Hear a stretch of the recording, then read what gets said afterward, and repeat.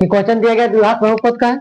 इसमें दिया गया हम लोग को 4x² प्लस 4√3x प्लस 3 बराबर अगर 0 है के विविक्तर मूलों की प्रकृति एवं मूल ज्ञात है। तो विविक्तर की प्रकृति हमको निकालनी है, यानी कि विविक्तर की अगर प्रकृति निकालने है, हम लोग जानते थे इसमें तीन चीज होती है। कितना होती है? तीन चीज। अगर डी का मान 0 से अगर बड़ा हो, या तो डी का मान 0 से छोटा हो, या डी का मान 0 के बराबर हो। अगर डी का मान 0 से बड़ा होता है तो उसके दो को हल निकलते हैं, दो को मूल निकलते हैं, और दोनों क्या निकलते हैं? बराबर नहीं, अलग अलग निकलते हैं, दोनों अलग अलग निकलते हैं।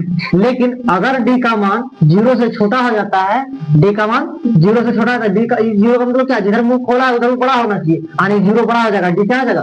छोटा हो जाएगा। यानी कि अगर डी का मान अगर 0 से छोटा हो जाता है तो इसके हम लोग कोई भी हल नहीं निकलते हैं, इसका कोई भी हल नहीं निकलते हैं। लेकिन अगर डी का मान 0 के बराबर हो जाएगा इसके दो हल निकलेंगे, लेकिन दोनों क्या होगा?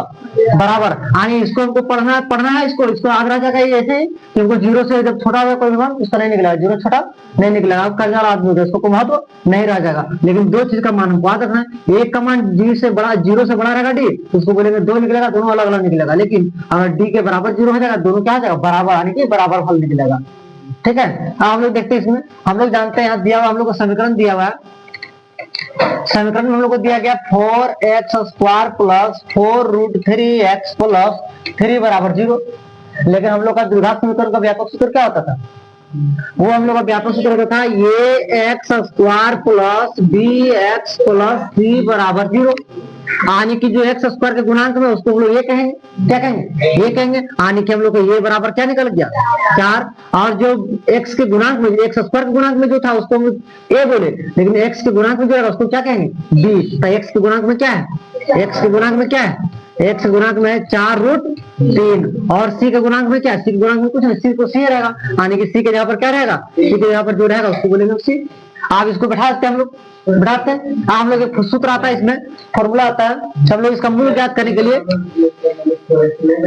किसका? हाँ तो वही बैठाएंगे ना, तो पहले हम एबीसी निकालेंगे तब हम बी कहां से लाएंगे? अब ये फॉर्मूला हम लोग को होता है, हम लोग को फॉर्मूला आता है d बराबर b² माइनस 4ac। तो ये कहां से लाएंगे? c कहां से लाएंगे? b कहां से लाएंगे? पहले निकाल लेंगे तब। अब निकाल के अब हम बैठा देंगे इसको। अब बैठाने के लिए क्या करेंगे? b का मान कितना है?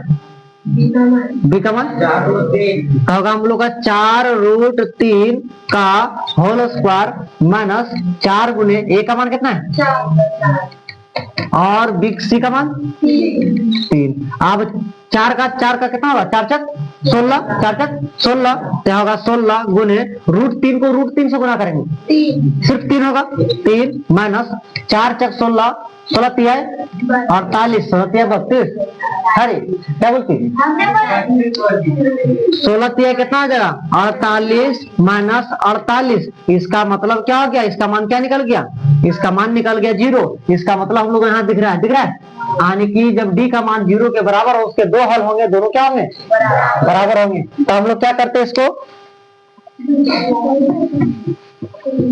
अब इसको निकालने के लिए क्या करें हम लोग? यहाँ पता चल गया कि मूल इसका कितना निकलेगा? 0 हो गया। यानी कि अब हमको निकालना इसका मूलों की प्रकृति, तो हम लोग को निकालना इसका मूल निकालना, प्रकृति हमको पता चल गया। अब हमको मूल निकालना, प्रकृति दिन पकड़ के लिख दिए थे, अब हम लोग को मूल निकालना है। तो मूल निकालने के लिए क्या करेंगे? इसमें हम लोग, इसमें एक फॉर्मूला आता है, उसमें हम लोग बैठाना होगा। हम लोग जानते हैं x बराबर b minus b plus minus √d बटा 2a होता है। मूल निकालने का फॉर्मूला ये होता है। जब हम लोग यहाँ से प्रकृति निकाल लेते हैं, हम लोग को मूल निकालना आसान हो जाएगा। हम लोग निकालेंगे तो हम लोग को x बराबर माइनस बी, अब माइनस बी के जहाँ पर माइनस तो माइनस रहेगा ही रहेगा, लेकिन b का मान कितना दिया है? b का मान दिया है 4√3। कितना दिया है? 4√3 प्लस माइनस, दोनों को सब रहेगा। तो एक बार प्लस में लेंगे, एक बार किस में लेंगे? माइनस में लेंगे। तो एक ही जगह ले लेते हैं, कोई दिक्कत नहीं है। तो हो गया यहाँ √d का मान कितना निकला? तो √da का मान निकला है 0 ना। ये √da पूरा बैठा लिखेंगे, इससे अच्छा √d का मान कितना देते हैं? 0 हो गया, 0 बटा 2, ये का मान कितना है? 4। अब लिखो माइनस 4√3 बटा, प्लस माइनस को मिलाने कोई मतलब होगा नहीं होगा, बटा 4 दूना कितना होगा? 8। यही होगा हम लोग को दो बार मिलेगा, एक बार प्लस में निकलेगा, एक बार 0 को जोड़ के लिखेंगे और 0 को घटा के लिखेंगे, तब मान ये क्या रहेगा? अगर हम लिख दें -√3 बटा √4√3 और प्लस 0 तो भी यही आएगा। और अगर एक बार हम माइनस कर दें, अगर एक बार तो लिख देते हैं, एक बार अगर माइनस कर दें तो 4√3 माइनस अगर 0 करें तभी माइनस नहीं आएगा, तभी होगा क्या, यही आंसर आएगा बटा 4 में 8। तो दोनों सेम निकलेगा कि नहीं, कोई दिक्कत।